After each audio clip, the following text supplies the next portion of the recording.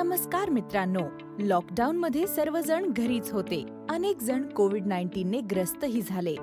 प्रत्येकाने सुरक्षित राहण्यासाठी मास्क, पीपीई किट, हातमोजे आणि बरंच काही वापरलं.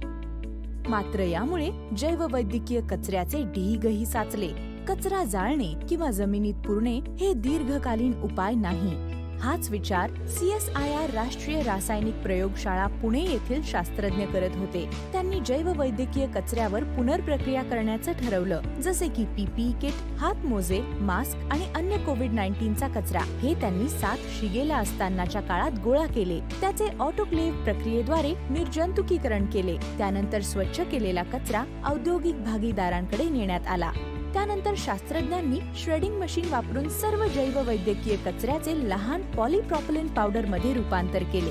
त्यानंतर त्यांनी या जाड पॉलीप्रॉपिलीन पावडरला मिसळून एक नवीन पदार्थ तयार केला, ज्याला इंजेक्शन मोल्डिंग मशीन मध्ये टाकून बागेतील कुंड्या, कारचे सुटे भाग आणि अशा अनेक पुन्हा वापरता येण्याजोग्या वस्तू बनवल्या. अशा प्रकारे CSIR NCL ने लँडफिलिंग किंवा जाळण्यासाठी पर्यायी उपाय दिला, ज्यांच्यामुळे कार्बन फुटप्रिंट्स मोठ्या प्रमाणावर निर्माण होतात. NCL ने शोधलेल्या नवीन पद्धतीमुळे पुनर्वापर, पुनर्प्रक्रिया होऊन कार्बन फुटप्रिंट कमी होते. आपले शास्त्रज्ञ आणि त्यांच्या संशोधन कार्याला सलाम.